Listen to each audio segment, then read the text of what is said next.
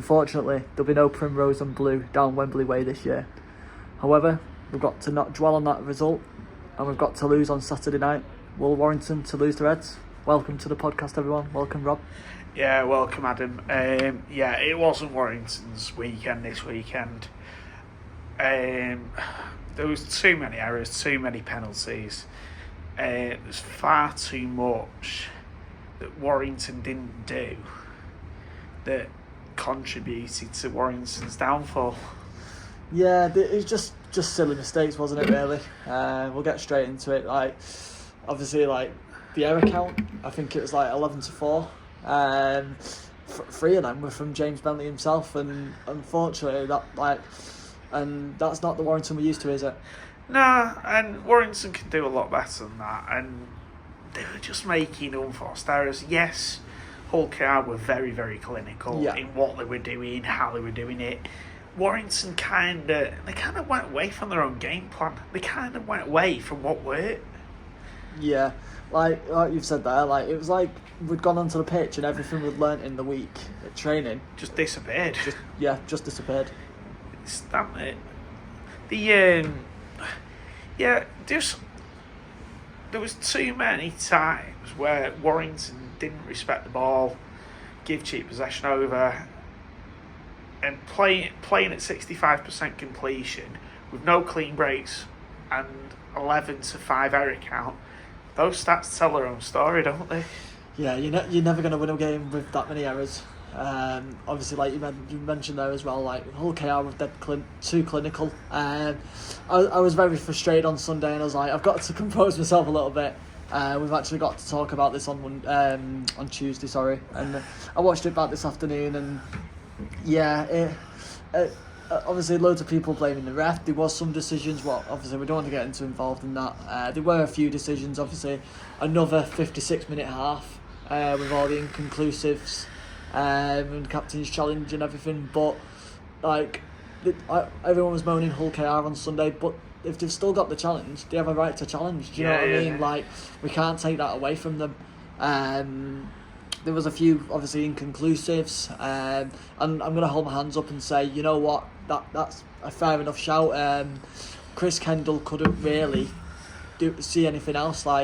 We've mentioned before on the podcast, obviously, Rob working in the television and radio industry, he knows how many cameras are there, and there was a full production crew there on Sunday, but I feel I don't know what it is, the rugby league over here doesn't get that much camera coverage, if that makes sense, than the NRL. The NRL, you watch an NRL game, there's a camera on every player.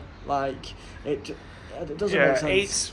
It's similar. I'll give you an example. So Premier League football, they have upwards of 20 cameras, right? So that's just 20 cameras, primarily for filming the game, and that's away from everything else. Full production. When it's a full rugby league game, it's 13 cameras. Yeah. So some people have actually complained a couple of times about the quality of the cameras. It's like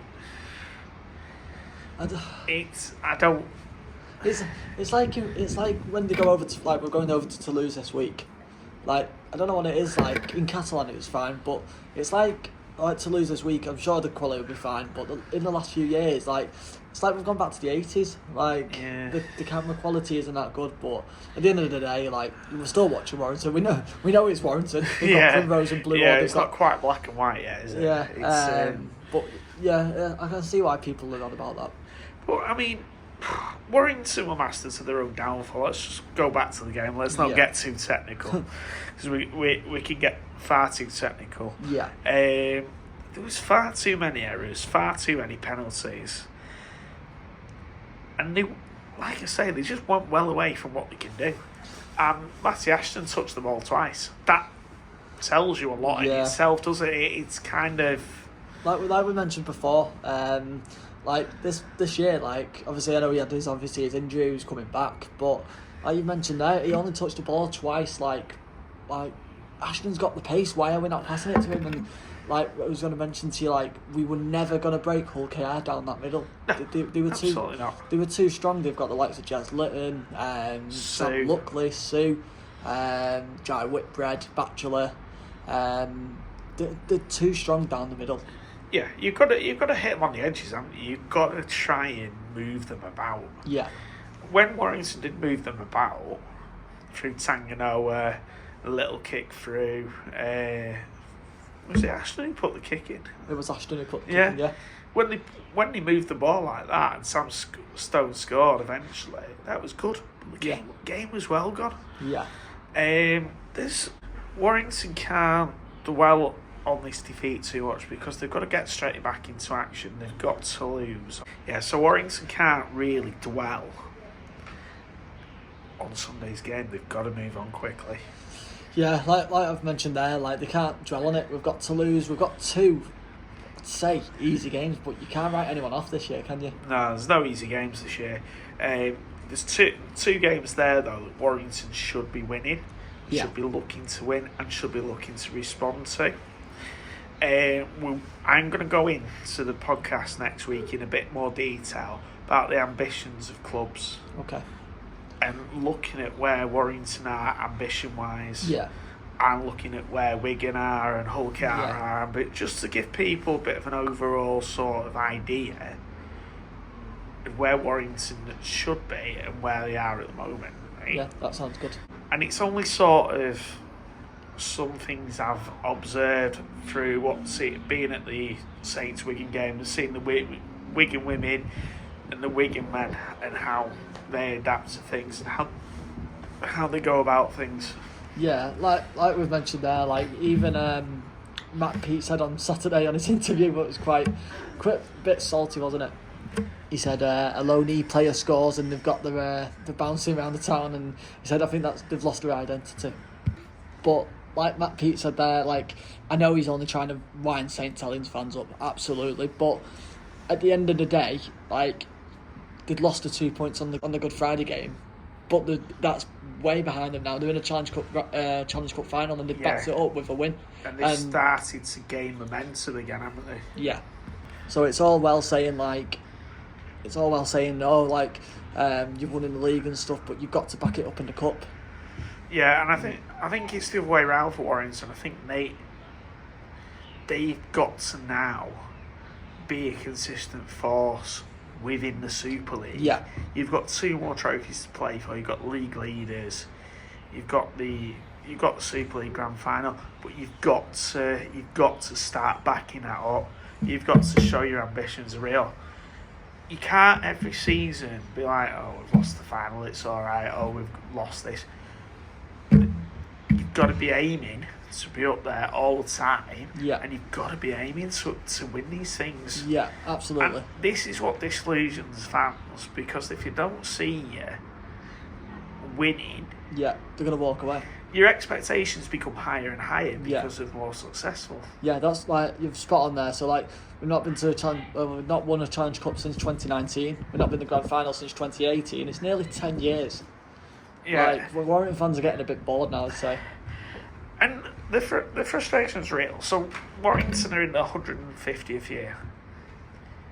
Yeah. 1955 was the last time Warrington Wolves won a championship. Yeah. That's not acceptable for a club this size and for a town this size. It's not acceptable. No, like I've heard people say like, oh, Warrington are a massive club and stuff like. I wouldn't say we are. It sounds stupid. Obviously, we've been invited to Vegas. We've got a game in Dublin next year. What's getting announced very soon. Like obviously, like we're not the likes of Leeds, Bradford, Saints, Wigan. And I'm going to say it, even Hull now, they've won a grand final. They've won a treble before us. Yeah, and I mean, Warrington are not short of resource, not short of money. They've got millionaire backers. It's time to see Warrington in that spotlight, winning these grand finals, being up there. I remember Paul Wood a couple of years ago, I met him at Orford Park, and I was just having a chat to him. And he said to me, that year, 2017 I think it was, or 2016. Yeah. We should have won that grand final. Yeah. Against Wigan. Yeah, hands down. And it's going to carry on and carry on. Yeah. Until Warrington gets to Old Trafford and and lift that Super League trophy Yeah. and show that they're the real deal, it'll carry on and carry on. You can't be sticking at the status quo all the time. No. You've gotta show what you're capable of. Warrington are more than capable of playing good rugby, playing attacking rugby, playing decent rugby, and getting the heads, getting into that level, getting into the playoffs. Now they've got to prove it. Yeah, like you said there, so my brother's fiance's stepdad started coming to games with us, and he said would you do if we won the Challenge Cup? And I said yeah, I'd be obviously really happy. Do you know what I mean? We've won a trophy, we'd get the momentum going for the rest of the year and stuff.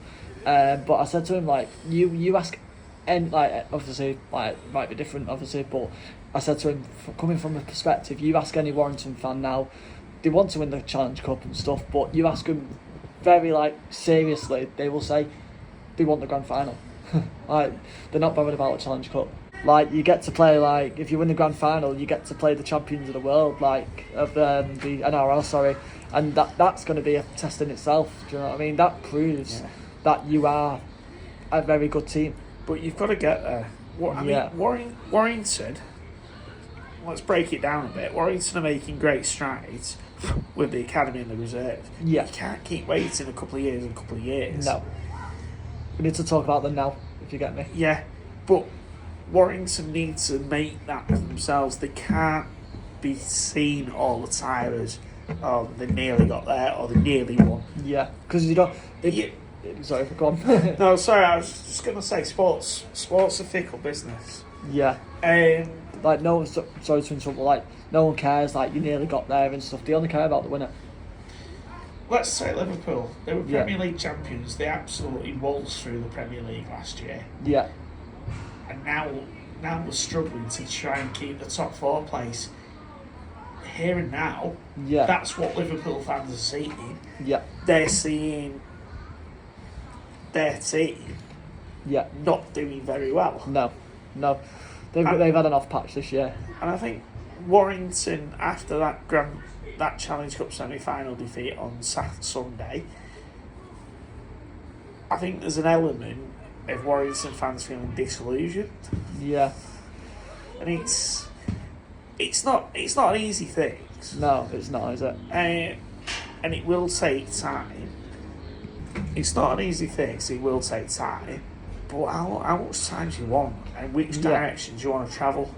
Yeah, like you mentioned before, if, for example, the club come out and say, okay, we're not going to try and go for the grand final this year, fair enough, let us know. Yeah, tell us about it. Yeah. But don't be of the opinion that, fans will turn up and buy this, because eventually, as passionate as they are, they won't go to Dublin, they won't buy magic tickets. I mean, Warrington have got a very loyal support base, and they always have done, and it's increased massively since they moved to Halliwell Jones.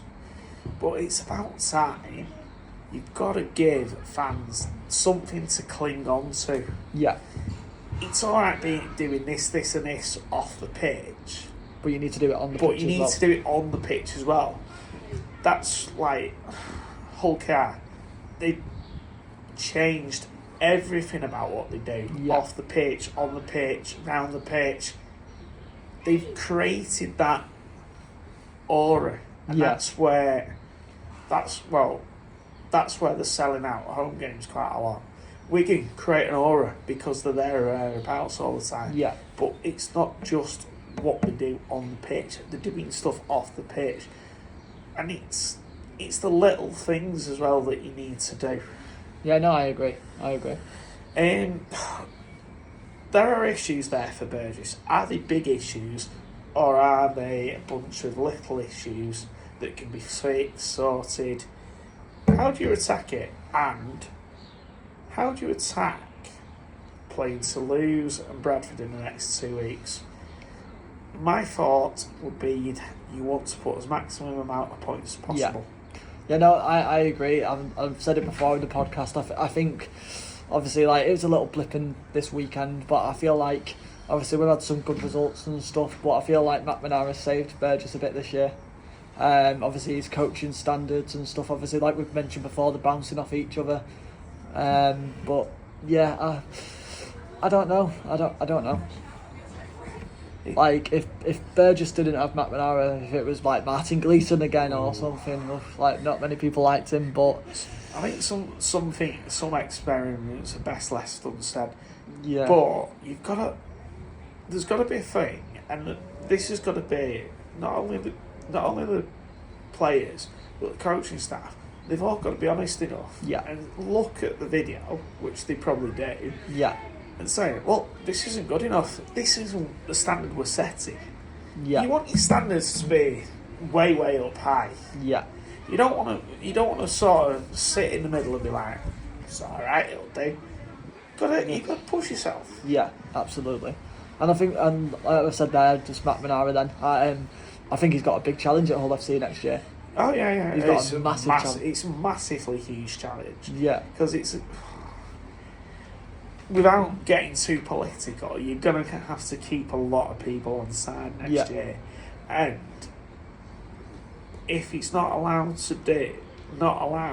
to coach how he wants to coach, and he gets sort of things in like from other areas, yeah, you're gonna then be. it makes it harder.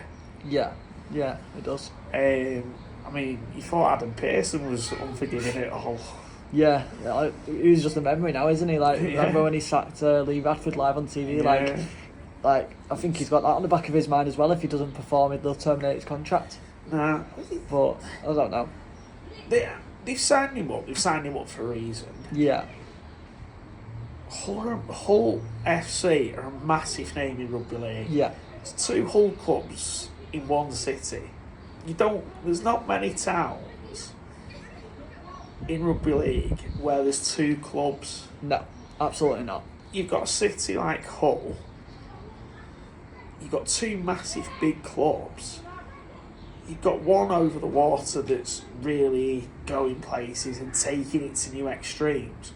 And Hull FC are kind of like... Not even set sail yet. No. Well, they've not even crossed the Humber Bridge, have they? No, Sorry, I couldn't no. resist that. But this is the thing where Hull FC, under McNamara now, they're a well-supported side, Hull FC. Yeah, They need to start... I think some of their signings you've got to question a little bit as well. yeah. Some of them are a bit odd, I'd say. Obviously John Asiata, he played really well for Lee, but I'd say he passed it a bit. But it's not. I mean, it's not only that. They've hit an injury crisis, and they haven't got the backup of players. No, to fit in the void. Yeah, Like to me fill the void. and you went to the academy game a few weeks ago of Hull FC and Warrington, and I think the only player who I knew in there was Logan Moy. Yeah. Obviously, you go to Warrington now. Obviously, there's quite a few players you know. Like obviously, when Warrington have got a full strength academy side, you know a lot of players like the likes of Leon Hayes, Ewan Irwin, Tom Ewan McKinney. Smith. Yeah, Players are coming through all the time, aren't they? yeah, And that's where you want your reserves. You want your academy to be kind of pushing those players through. That is what Leeds always have done. yeah. Like we've mentioned before, like the class of '92, the football. There's 5 Man United players who obviously Alex Ferguson put his trust in, and they won trophies, and now they're legend. So unfortunately, I don't think Hull FC have got that at the minute.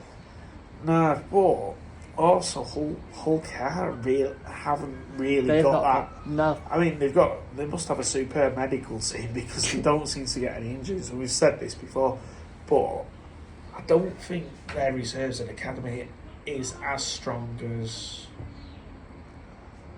some of the other reserves and academies. I might be wrong. Yeah. But that's your basis. And Saints have done it. Wigan have done it consistently. Yeah. And that's why you want to see your results, because you want these players to come through and then take the club to the next level. Yeah. And then you become less reliant then on overseas signings. And yes, you do need an overseas signing or two to keep that balance, because inexperienced players can't do it on their own. You can't have a player coming through the academy and then not performing and then going back into the academy. It becomes like a vicious circle because you're not performing well.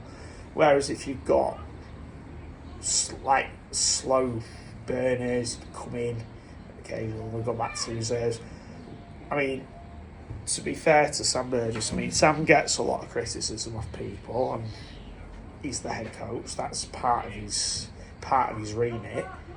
But from minute one, he's always said that he wants the youth to come through. Yeah. And he's not changed that. No. I mean, he could quite easily go out and go, we'll just go and get another player from Australia just to fill a void. But he's not doing that. He's like, no, we'll go for the youth. We'll go for him. We'll go for him. If he doesn't do it first time, we'll be like, well, yeah, he'll go back to the reserves, we'll change his game up a bit and sort him out. Yeah. It's like Huddersfield, they've got I don't know, Huddersfield have really got to start putting some more investment in what they're doing, because... Yeah, we've said before, Ken Davey, like, we feel sorry for him. Oh, yeah. Like, he's been investing all this money and everything, and like we mentioned the other week, like, the grand final appearance in 2009 against us, they got beat. 2013, they won a league leader shield. Never reached the grand final that year either. No, it was us in Wigan. Yeah. And then obviously 2022, I think it was. Yeah, Huddersfield and Wigan, they lost again. Yeah. They've been the nearly men, but they've not really took off. Never really. Yeah, they've never really. I mean, that's where you've got to get your buy-in as well. I mean, they've got a new coach in Jim Lenihan. Do you know anything much about him? Not heard of him. I've not heard of him either. No. Whether he can turn Huddersfield around on... It's not going to be an easy fix, I'd say. I think, obviously, like we've mentioned there, but if you can get the players playing for you, like get the morale back, get them disciplined, I think you're in for a bit of a shout. Do you think a year in the Championship might help Huddersfield? I'd say so. Or 2 years in the Championship? Yeah, I would say so.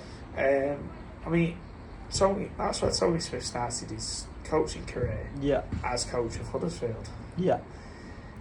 He turned them round, but maybe going down to the Championship for a year might just help him out a bit. Yeah. I mean, because he had some great players in the day, like Michael Lawrence, Leroy Cudjoe, Earl Crabtree, Danny Brough. Yeah. But you've never really replaced them. No. And they've never been a team that has been that you'd go there and you think,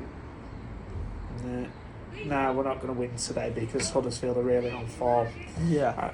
I mean, they've got Saints on Thursday night. Yeah. If Saints don't even get out of third gear, they'd probably still beat them. Yeah, because I mean, it's sad, really. Yeah, it is. The birthplace of rugby league is going down the drain. Yeah. But I don't know. We'll see. No.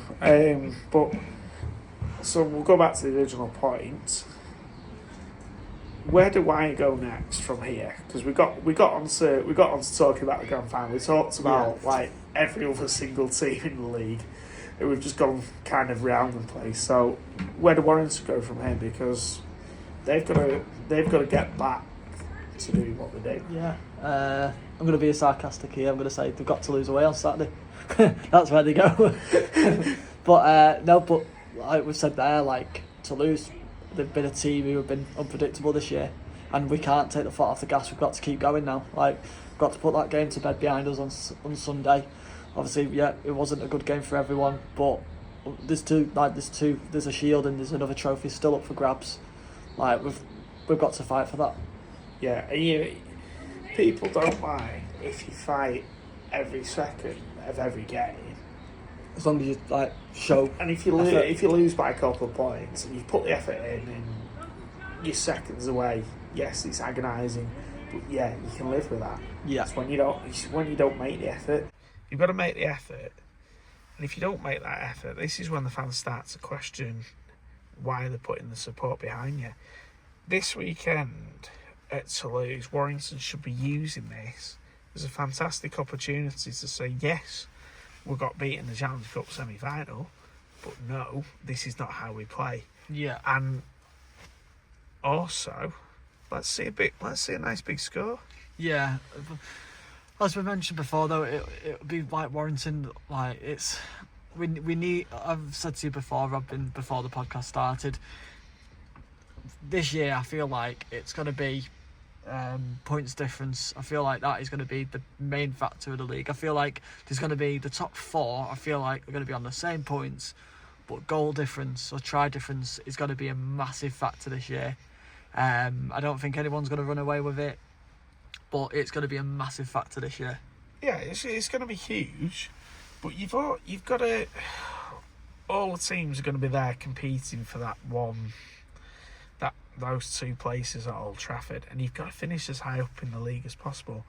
There's going to be plenty of twists and turns. There's going to be a lot of injuries. There's going to be a lot of teams that might get a shock. And if you look round the table, coming up, teams in the top half of the table are going to be playing each other soon. So, like Wigan Leeds on Friday. Yeah. Warrington Saints in a couple of weeks. So there's big games coming up all the time. They might be in patches. Yeah. But they're going to make a difference, aren't they? Yeah, they are. Like you mentioned there, like the top teams are playing each other, and I feel like this is where we're going to see where the top teams do perform.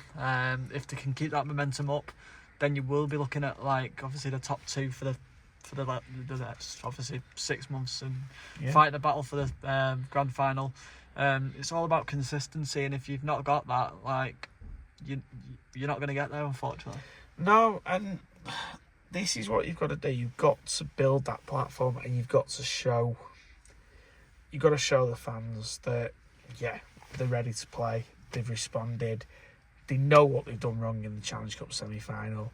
They don't need people to keep telling them. And they're going to go to Toulouse. They're not going to slack off. They're going to they're just going to put a score up. Yeah. And really turn that screw. Yeah, obviously, like we've said before. And not lose your head. Yeah, like we've said before as well, like the Warrington fans, like they're the most loyal fans in the league, I'd say.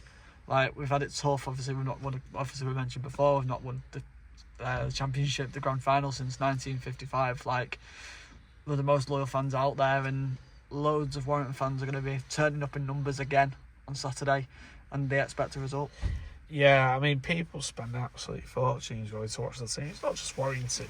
People, all Super League fans spend a fortune to go watch the team. And you'd like that extra bit of fortune. Like going a reward, down, isn't it? Yeah, going down to Wembley. But you've got to earn the right to be there. Warrington just simply didn't earn the right to be there on Saturday. Just going out slightly off topic, I've seen Wigan fans on X saying that some of them are not going down to Wembley because they're playing in Paris the week after against Catalan. I've seen that. It's a dear thing when it's like that. You can understand like why fans get frustrated because it's all the time. It's a lot of money. It's Magic Weekend. Yeah. It's Wembley. It's Old Trafford. It's somewhere else. It's Dublin potentially for Warrington next year. It's a lot, isn't it, to find? But you do it if you know you're going to be entertained and rewarded. Yeah. It was like Vegas. I went to Vegas, and unfortunately we didn't get the 2 points. But yeah, another game we didn't really turn up in. We only turned up because Wigan, the game was done. Absolutely.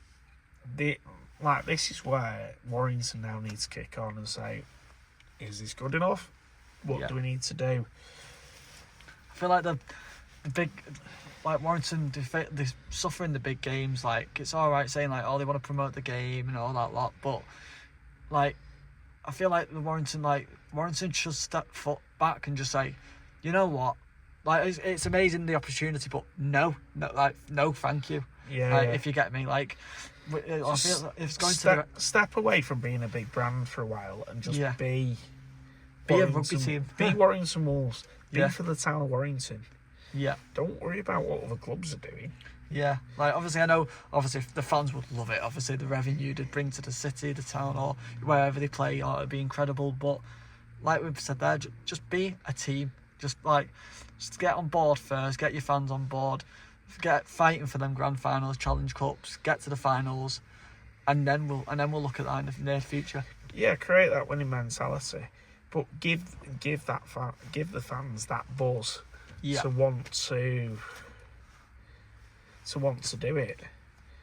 Now, just before we go on to the Toulouse preview, I've put refereeing down. We've covered a little bit of this. I don't want to go into great detail because we'll still be here having inconclusives from till next Christmas. So yeah, inconclusives, I've said this before, needs to go. You need to make a decision one way or another. It's 4, 5, 6 minutes all the time where you just stood there, you sat there. Like at Huddersfield last week, it was getting boring because we were stood there, inconclusive. Oh, we'll do that. And it's frustrating as a fan because you don't want to be there. I didn't want to be there past 10:30. As much as Huddersfield's a nice place to be, I don't want to be there past 10:30. No, that was the same on Sunday. Sorry. 6:05, the game finished. I didn't want to be in Sheffield. I didn't want to be in Doncaster more than I did. Do you know what I mean? Like, not just because of the result. Like, I wanted to go home. Like, I've got work the next day. But yeah, they need to stop these inconclusive. Even Sam Burgess said in his interview, he said, like, the game started at like 4 o'clock. It's like something past 6. Like, they need to speed it up. Yeah, you don't get this in the NRL. No. Why here? Why in the Super League do we have 4 to 5 minutes of going back and same camera angles, different camera angles, whatever they're doing? Why are we having about 20 million looks? If you can't see anything, fine, after the first minute, go back to the referee third. Don't go, oh, can I just have another look at 20 cameras and can I have a look at that drone in the sky that's flying past, or that blimp? Yeah. Just go back to the referee and say, look, well, I've had one look, I can't see it, let's crack on with the game. Inconclusives slow the game down. Yeah. Also, lack of judgment slows the game down. Yeah. They've got to make the decisions.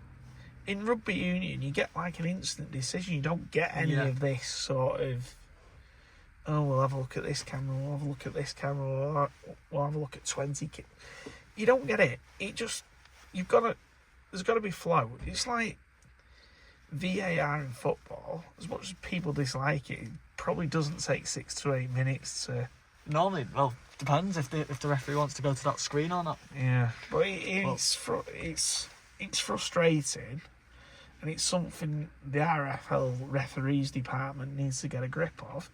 Get rid of the inconclusive. Yeah.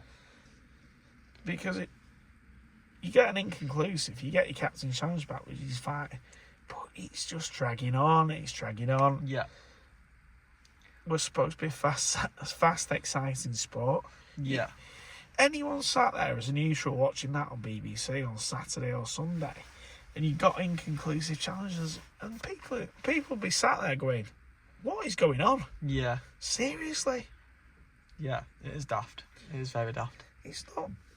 I don't know. It just. This inconclusive doesn't seem like a good use of time or energy. No. It just seems like it's. Oh, we'll just pickpocket, and it gets frustrating. And you can get the fans' frustrations, because when you look at one angle, it's one thing. When you look at another angle, it's another. Yeah. And it's like I've said to you before, we need a defined set of rules going forward as to what to look for and what to not look for. Yeah. Because there's been games, not necessarily our games, but where they've looked for stuff and they've gone for tries, and let's have a defined set of rules as to what we can look for in a captain's challenge. Yeah. Because one, actually, it gets overused, and secondly, it gets taken advantage of. Yeah, absolutely. Like you said there, Rob. Like I watched a game back on Sunday, and the first one for us, Joe Burgess lost that ball. Like there was no doubt about it. He lost that ball, and it took about 10 million looks to see if like we'd ripped the ball or not. Like the cameras were right on there. Like it is daft. It's how many times as well that you go, oh well, I've looked at that. Oh, I can't see anything. Oh, I can't see anything. Oh, but we'll have another look on that. Oh, I might see something. No matter what the angle is, you're going to see the same thing. Yeah, where is? I have no criticism of the RFL. I get they got a hard job. Where is the consistency of making a decision? And if it's inconclusive, take one look at it and just send it back. Don't spend the time finding another angle or finding something else. Yeah. To moan about. To look at, oh, is that done? Oh, is that? It's like, and that's what frustrates fans and stuff. But then you find there's no sort of level playing field because each referee has sort of a slightly different interpretation of Absolutely. how they look at things. I mean, Liam Rush and Cameron Worsley will be your match referee and video ref on Saturday.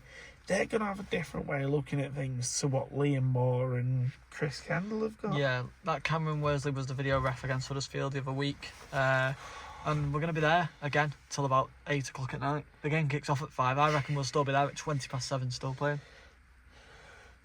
If we are, it does need looking at. Either that or the scrap captain's challenge completely. Yeah. Because I think it's getting to a point where it gets taken advantage of, actually. Yeah. And you don't... Yeah, it's good to have if you've got a controversial call. But it's just getting a bit like, oh, well, we'll just burn a call. We'll have 5 minutes. To me, there needs to be a new level on it, I think. Yeah. So, yeah, this week, Warrington go to Toulouse. Yeah. Score predictions. So, I don't think we can write Toulouse off that much. Obviously, like we mentioned before, they beat the likes of Hull FC, Castleford, Wakefield. I think they've beat, I'm not sure. But, no, I do think we'll bounce back this week. I think it's the last time we met them in 2023. The highlights from the socials this afternoon. That's the only reason I know. 2023. It's the one and only. The only time we met them is the 2023 season. Yeah. We've never played them before that. And we beat them 32-18. But I think it's going to be a similar scoreline. To be honest, I think it's gonna. But I think I'm going to go 42-18. Yeah, I would expect another. I would expect a response. I think they'll tighten the defence up massively this week. I think 50 points to 6. I think they're gonna come out. They're gonna respond. They're gonna want to show what they can do. They're gonna want to show how they can do it. Okay. So now we've got a bit of an exclusive. We've got an interview with Steph Alcock, who actually ran the London Marathon the other week, raising money for the Warrington Wolves Foundation. So we caught up with her earlier on. So yeah, we hope you enjoy. Yeah, so we've got a special guest on our podcast today. Young lady I've known for quite a long time, top teacher. Also volunteered for the Warrington Wolves Foundation, and she's recently we've got her on here tonight because she's recently run the London Marathon. So welcome to Steph. Hi lads, you okay?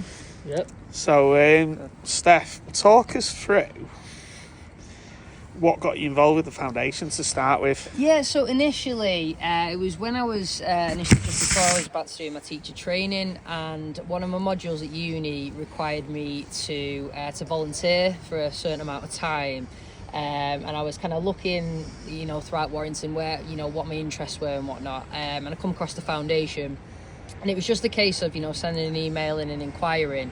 And it kind of went from there. So I went in, had a meeting with the coordinator at the time, Craig Thompson, and Leah Biddle. Had that conversation, and he was like, yeah, there's plenty of different volunteering opportunities for you. And just kind of went from there, really. And it's kind of an organisation, once you're in, and it's some of the people that I've met and the opportunities that I've had from it have been fantastic. So I kind of went from there, really. Yeah, it's I've worked within the Wolves and the foundation. I know the organisation really well. Was there a particular... Because you did a lot of disability sport, didn't you? I did, yeah. Was that something you wanted to do at first, or was it just something you thought about as you signed up? As I signed up, you know what? Absolutely wasn't on my radar whatsoever. I initially, you initially think Warrington Wolves, you think it's rugby, it's going to be completely sport-based. And then when I actually went in and, spoke to the people that work there and the opportunities, that they give the young people, I think they remember them showing me a timetable and they were saying, well, what would you be interested in? And initially I was all for kind of the sporting aspects and be like, well, why don't you come down to some of our disability sessions and whatnot? And then I just found myself like really, really enjoying it, interacting with the children that went there, with the young adults, and just kind of went from there. So I ended up liking more of the the disability side and getting more involved with that, really. So how old were you when you started doing, because like with the foundation you can be like 16 plus, and skills you can learn working in coaching can set you up for life, can't they? So definitely, absolutely. So I was around about 20, just turned 20 when I first started volunteering. And you're absolutely right, Rob. In terms of like the coaching aspect, I think it built my confidence up. Obviously, going into teaching as well, it certainly taught me quite a lot about patience, discipline, and in terms of actually coaching and that teaching aspect, a lot, really, because it kind of put me out of my comfort zone, especially working with disability kids. Sometimes you don't know kind of what you're going to get, what mood they're going to be in, have they had a good day, have they had a bad day, and it's kind of dealing with that. So it definitely set me up in good stead to go into a career of teaching. It taught me a lot. Yeah, no, I'd say you hit the nail on the head. Like first of all, well done for running the marathon. Thank you. Bit of a challenge, obviously, going on. I'm gonna change it up a little bit. Obviously, with obviously you're a Warrington fan yourself. Yeah. Would you say Warrington Wolves to get to the grand final is a bit of a marathon itself? Oh, I think at the moment it's always our year, isn't it? Let's face it is always our year. I think they've just got to stop being so hit and miss every week. Sometimes you go into the game, you're really, really confident, and then the produce a performance like at Catalan, or for instance Sunday's game, it was like we just didn't turn up. Yes, we had a few decisions obviously didn't go our way, but I think grand final, you never know. I hope it's personally you want to get there, but it's whether we're at the calibre of unfortunately Hull KRs at the moment. Can we match that and just go on kind of a sustained run at the moment? So just going back to you briefly, what possessed you to do a marathon? Because I can't run around the block, let alone run 26 miles. Yeah, honestly. So it was honestly when I was say... it a drunken night out? Not at all. When I say it was purely by accident, genuinely. So it wasn't by accident. So basically, what happened last year, I was watching it on telly, and I was like, you know what? I'm inspired by all these runners. I'm going to apply. No one ever gets in when they apply. I'm just going to do it. Applied last year, literally got the email through saying, Steph, you're in. I was like, whoa. I was like, literally, getting a ballot place is like gold dust. Everyone told me to go and put a lottery ticket on because it's literally, 1.2 million people applied. And there's about 60,000 that run, and some of them are charity places. Literally, I just couldn't believe it. So I was like, right, it's now or never. Can't turn it down. If I ever apply again, there's no way I'm going to get back in. So did you always have the foundation in mind to run for, or were there other sort of charities? It was always going to be the foundation. So with a ballot place, I actually technically didn't have to run for a charity, but certainly I kind of needed motivation from sponsors to kind of keep me going, you know, and be disciplined with the training plan as well, because it's really easy to say, oh, I'm not going out tonight training and whatnot, but with that sponsorship and knowing full well, if I ran for the foundation, full well where the money goes to and what it helps with. Yeah. Sorry to interrupt you. No, I was going to say, like, I started the gym last year, but, like, gave up halfway. I was like, you know what? But as we've mentioned, like, before, I had my cousin on last week, talking about mental health. Obviously, he lost his best friend, Will, the other week. Yeah. What's your inspiration for, like, people who want to, like, go out running? It's a massive, like, it helps mental health, doesn't it? Oh, massively helps mental health. So I wouldn't necessarily class myself as a runner, but it's quite Usain Bolt. Yeah, not quite that quick, or Paula Radcliffe, but no, 100%. It's just getting out in the fresh air. It's on your terms as well, almost, and whether you're running with someone or running on your own, it was just really nice to kind of, you know, get out for a couple of hours, you know, forget about work, just forget about life, and just kind of focus on nothing, just focusing on the next mile, really. Yes, it's, you know, it's painful and whatnot, but I play quite a lot of other sports and whatnot, but I don't get the same satisfaction of finishing those as I do with running, because it's not something that becomes easy to me, so it's more satisfaction when I do finish it. Yeah. How'd you go on over 26 miles? What? Talk us through the process of that. So obviously, the training process was months and months obviously prior. Obviously on the day of the marathon, it was boiling hot. You know, you run trying to avoid the ice, and you train trying to avoid the ice, and you get to the day, it's boiling hot. But it's purely the crowds. Honestly, those spectators, you know, they do a marathon themselves running around London. Yeah. Literally the support you get, literally every little bit of that marathon you get the support. I was very, very lucky to have family and friends come down, and I made sure they were positioned at different mileage points as well. Does it? I mean, it must do, but does it take a lot out of your legs? Where do you sort of feel that? Yeah, so for instance, obviously everyone's different. So for me, I got to about kind of mile 19, and it was the same in training as well, and my legs would just start cramping. I remember the first time it happened in training, actually, I thought, I pulled my calf, and then my hamstring went, and then my quad. I was like, I pulled my leg, and then I realised, obviously, it's cramped, so I stretched it out and whatnot. Just took on, obviously, a bit more fluids, a bit more electrolytes, and it wasn't too bad from there. But yeah, it was usually around about mile 19ish I'd start to cramp up, and you know, you see some people on the marathon day really, really struggling, and you feel for them, and it's like, come on, you know, we're all in this together, let's get to that finish line. The question I want to ask is, did you see any more Warrington fans? yeah, so funny story actually. You met Charlotte Nichols. I did meet Charlotte Nichols. Yeah. So actually, before we even started, obviously had the foundation T-shirt on, had the Warrington emblem on, and whatnot. And literally, about 3 or 4 people, either walking past, was like, "Come on the wire," or "Go on Warrington." I was like, Warrington's on the map everywhere, isn't it? Let's face it. We're massive, aren't we? Yeah. So met Charlotte Nichols on the way around. So she caught up to me, and we kind of ran for 20-25 minutes just kind of chatting together, and it was really nice actually, because we were running for the same cause, so it was really nice to pick her brains and whatnot about it. So how much have you raised so far? Do you want to give it a bit of a plug? Yeah. So far, I think with Gift Aid, it's around about 2,200 mark. So really well done. Yeah, thank you very much. But it's more than I could do. Yeah. I think I'll run to the when my mum shouts with me tea now. It's a good thing to run for. Run it. Well, I run round after my daughter, but she's a mile faster than me. But yeah, Steph, give it a bit of a plug. And tell people why they should donate still. Oh, absolutely. So the foundation, obviously, for those listeners that don't know, I don't know how, if you're a big Wolves fan and you know. Some people actually don't know the foundation exists. Really? It's weird, yeah. I had a conversation with someone.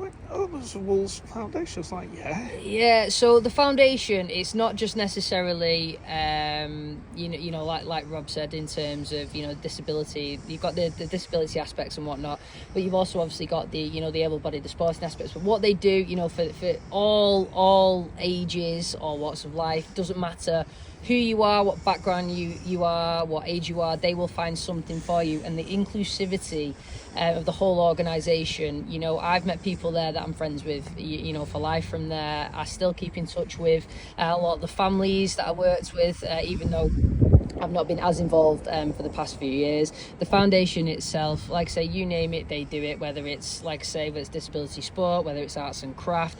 They obviously, for the older generation, they'll provide, clubs. It's just every pound that anyone could donate, it goes a long way. Because we should make the point as well. The Wolves Foundation is a separate entity to the Wolves, and the Warrington Wolves Foundation is the charity, so it doesn't get any funding from the Warrington Wolves. It's the official charity of the Warrington Wolves. All the clubs up and down the country have sporting foundations. I remember when I went to, I think it was a wheelchair game last year, and they said free entry and stuff, and I put a tenner in, just to support everyone who's involved and stuff. And I've got to say, that wheelchair game, if you go and have a chance to watch one, it's incredible. It looks brutal. It's like the amount of pop tyres you get as well. But no, it's incredible. Like, anyone can play rugby league. Anyone can play rugby Definitely, league. and I think certainly what I got out of it. So when I was heavily involved, so the disability kind of side, they've gone from strength to strength with the LDRL and the PDRL, which is unbelievable. What they've done there. But certainly, even from a football aspect. We took a disability team over to the Isle of Man. We took them over to Italy, to San Marino, to play in tournaments. Some of these, young adults hadn't even kind of been away from the parents. So to give them an opportunity and to give them a place where they feel like they can belong almost, they may not fit into, these different stereotypes within society, but when they're, at these clubs that the foundation run, they belong and they feel like they belong, and that's worth every penny to me. And now, probably as well, from your own perspective, you've been a teacher for so many years. Stuff you've learned within the foundation's parameters, you're probably adapting into your own sort of lessons. Absolutely, and it's you're absolutely right there, Rob. I sometimes, I'll come across certain children, whether they be in my class or around school, and I will instantly think of maybe some, young children or children that I've met through the foundation and think, okay, I'm presented with this scenario. How did I deal with it then? Take the pros and cons and kind of put that into my own practice. So you're absolutely right there. Like I said before, it really gave me the tools and the stepping stones to get into the teaching. It really did. Yeah, and would you do the London Marathon again? Would I do it again? Ask me again in a couple of months. I'm quite enjoying the downtime of the training at the moment. I'm just so proud to say that I am a London Marathon finisher. I literally have the t-shirt and medals. No one's going to take that away from you. What you've done is fantastic. This is why we wanted to invite you onto the podcast. No, thank you very much. Because we want to show kind of within the 80 Minutes In podcast that there's more to Warrington Wolves than 13, absolutely. 17 players on the pitch. The connection, the interaction, the learning, the basis that Steph's got shows Adam basically what can be achieved. The people of Warrington are the cogs behind the team, I'd say. Obviously, they help at the foundation now and again. They go into the hospital on Christmas Eve. They give presents. Obviously, you need a community-based club, and I think Warrington are superior to that. Foundation's fantastic. I'll speak from my own experience. I volunteered at the foundation for years and years and years. And you learn and you gauge so much just out of being in that environment. Definitely. It's a completely, Steph will tell you, it's a completely different environment to what you're used to, isn't it? Oh, massively. And I think the key word is inclusivity. Every single person is made to feel welcome. Every single person has a place. Whether you're just simply volunteering, whether you're a paid member of staff, whether you're just someone even attending these lessons, even the families, that send their children, anyone you speak to regarding the foundation, it'll be nothing but positive. Yeah. So, Steph, do you want to give a quick plug as well? We'll see if we can get it up a bit more. Just giving. So it's actually not Just Giving. It's called Enthuse, ENTHUSE, and if you type my name, Steph Alcock, in there, it will come up. And if you send it across to me, I will. Yeah. We will put it on. We'll get that in the description, and also we'll put in the description as well the Warrington Wolves Foundation. So people can check it out. If you want to volunteer and stuff like that. Definitely. Steph, thank you for coming on the podcast and giving us a bit of an insight into what you've done and how you've run. You'd never find me running. No, Never, ever. No, thank you very much for having me. I really do appreciate it. No, thanks very much. Thank you. Thank you. So yeah, thank you very much for Steph for still coming up to visit us and have an interview with us. We are going to leave a link down below for the Warrington Wolves Foundation. Please get involved with the foundation if you can. We will also leave the donations page down below for Steph as well. Raising all that money for the foundation, running the London Marathon. Please gift and donate if you can. If you want, as we've mentioned before, if you want to get on the podcast, leave your name down below and I'll drop a comment to reply to you. As we want to get more fans on it, don't we, Rob? We do. Because everyone's got a story. And like I've said during Steph's interview today, the Warrington Wolves is more than just 17 guys you see on the pitch. There's all sorts of people and there's all sorts of different people who get involved with the Wolves, the foundation. We want to give people a flavour of why, what, when, how.